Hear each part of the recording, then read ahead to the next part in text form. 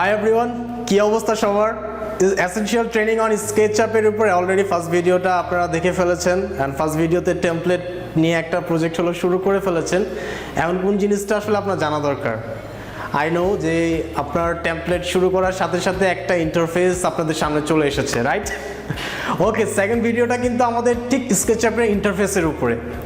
আর এই সেকেন্ড ভিডিওতে স্কেচআপের ইন্টারফেসের যে বিভিন্ন টুলসগুলো ও অপশনগুলো সম্পর্কে আপনি এই ভিডিওর মাধ্যমে জানবেন। সো চলুন, অনেক কথা হলো, এবার শুরু করা যাক। আজকের ভিডিওর মাধ্যমে আপনি জানবেন স্কেচআপের যে ইন্টারফেসের বিভিন্ন বিষয়গুলো, বিভিন্ন টুলসগুলো, সেই টুলসগুলো আসলে আপনি চিনবেন এবং সেই টুলসগুলো সম্পর্কে আপনি জানবেন। তো অন্যান্য সকল প্রোগ্রামের মতনই স্কেচআপেরও কিছু হলো আপনার মেনু রয়েছে। ফার্স্ট মেনুটা হলো আপনার ফাইল, অ্যান্ড ফাইল মেনুটা কিন্তু অন্যান্য সফটওয়্যারের মধ্যেও রয়েছে। তো স্কেচআপে ফাইল মেনুটির মাধ্যমে আমরা কোনো একটা নতুন ফাইল ক্রিয়েট করা, কোনো একটা এক্সিস্টিং যদি আমাদের একটা আপনার মডেল থাকে, সেই মডেলটাকে ওপেন করা, এক্সপোর্ট, ইম্পোর্ট, এই টাইপের কাজগুলো আমরা আসলে করি। তারপরে যেটা আছে সেটা হলো এডিট। এটা আনডু, রিডু, আমাদের কপি পেস্ট, এই টাইপের কাজগুলোর জন্য আমরা এডিট মেনুটা ইউজ করে থাকি। এবং এখানে আরও বেশ কিছু জিনিস আছে, যেমন কম্পোনেন্ট তৈরি করা, গ্রুপ তৈরি করা। এটা হয় আপকামিং ভিডিওতে আমি আপনাদের সাথে শেয়ার করব গ্রুপ এবং কম্পোনেন্টের বিষয়টি। তারপরে যদি আমরা আসি ভিউ, তো ভিউ হলো আপনার পুরোপুরি হলো আমাদের টুলস রিলেটেড, অর্থাৎ আমাদের টুলসগুলো, আমাদের টুলস বারগুলো। আপনি যদি একটু এখানে টুলস বারের উপরে ক্লিক করি, আপনি হয়তো দেখতে পাচ্ছেন।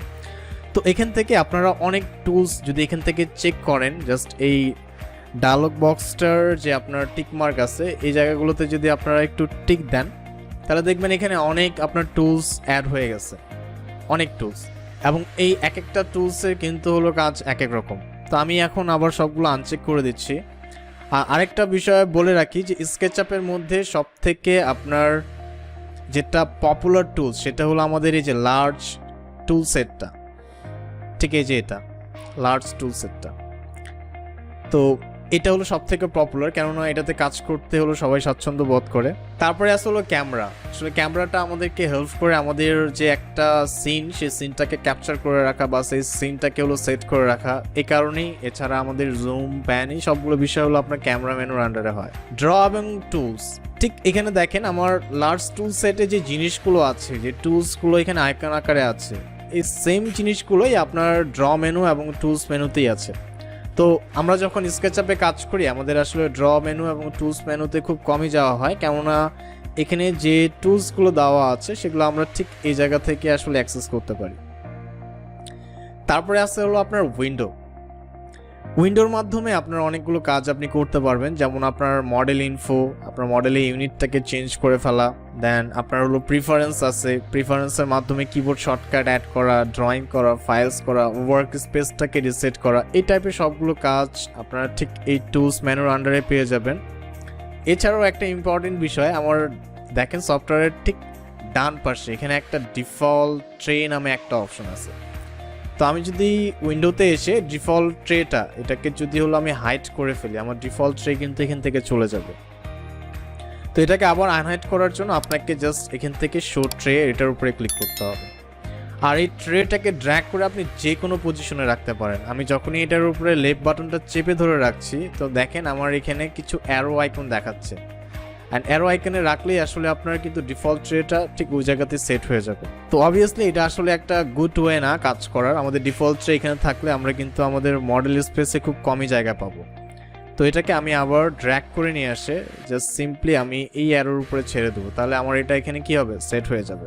এছাড়াও আপনারা যদি চান এই ডিফল্ট ট্রেটাকে ঠিক এখান থেকে অটো হাইট, এই যে এখানে আমার অপশনটা আছে অটো হাইট, এই অটো হাইটের উপরে ক্লিক করলেই আপনার কিন্তু ডিফল্ট ট্রেটা কিন্তু হাইট হয়ে যাবে। অ্যান্ড আপনার যখন দরকার পড়বে, আপনি জাস্ট এটার উপরে আপনার মাউসটাকে হোভার করলেই আপনি এখান থেকে সবগুলো অপশন আবার অ্যাক্সেস করতে পারবেন। তো এখানে অনেকগুলো জিনিস আছে, দেখেন অনেক জিনিস আছে। আপনি যদি চান এখানে কিছু জিনিস আপনি অ্যাড করতে, সো অ্যাডও করতে পারবেন। আপনি জাস্ট উইন্ডোতে আসেন, অ্যান্ড সেক্ষেত্রে আমি একটা কাজ করি, আমার ট্রেটাকে আবার আমি পিন করে রাখি, তাহলে আমরা বিষয়গুলো আরো ভালো করে হলো দেখতে পারবো এবং বুঝতে পারবো। তো উইন্ডোজে এসে আমি যদি এখানে আমার ডিফল্ট ট্রের উপরে ক্লিক করে আমি যদি ট্যাক্সের উপরে একটা ক্লিক করি, তাহলে দেখেন আমার এখানে ট্যাক্স কিন্তু অ্যাড হয়ে গেছে। এছাড়াও এখানে আদার্স থিংগুলোর উপরে যেমন ফগটাকে যদি আমি অ্যাড করতে চাই, ইভেন আমার এখানে ফগটা কিন্তু অ্যাড হয়ে গেছে। সিমিলার ভাবে আপনি যদি এখান থেকে কোনো একটা অপশনকে বাদ দিতে চান তাহলে উইন্ডোতে এসে ডিফল্ট রে এবং এখান থেকে টিকটা তুলে দিলেই কিন্তু আপনার সেটা চলে যাবে। যেমন এন্টিটি ইনফোটা কিন্তু চলে গেছে। তো আমি এটাকে আবার অটো হাইড মোডে নিয়ে যাই, জাস্ট এটাকে হাইড করে রাখি।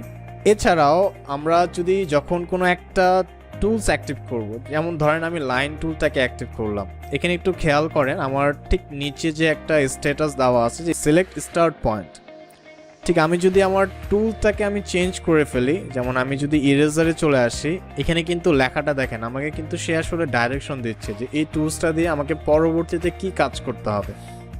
বিষয়টা কিন্তু অনেক দারুণ, তাই না?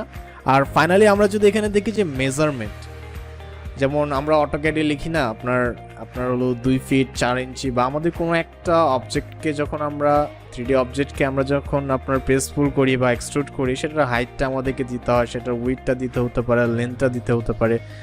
দ্যাটস মিন কি engineering is all about measurement. তো সেই মেজারমেন্টগুলো দেওয়ার জন্য আপনাকে এই মেজারমেন্টের ঘরে ক্লিক করতে হবে না, আপনি জাস্ট অবজেক্টটাকে ড্র করে, যেমন আমি এখানে চাচ্ছি আপনার ঠিক একটা রেক্ট্যাঙ্গেল ড্র করব, তো আমি এখানে রেক্ট্যাঙ্গেল টুলটার উপরে ক্লিক করলাম। আমি রেক্ট্যাঙ্গেলটা যাচ্ছে হলো 25 ফিট বাই 25 ফিট, সো আমি 25 ফিট বাই 25 ফিট জাস্ট আমার কিবোর্ড থেকে লিখলাম এবং এন্টার দিলাম। আমার এখানে কিন্তু আপনার রেক্ট্যাঙ্গেলটা ড্র হয়ে গেছে।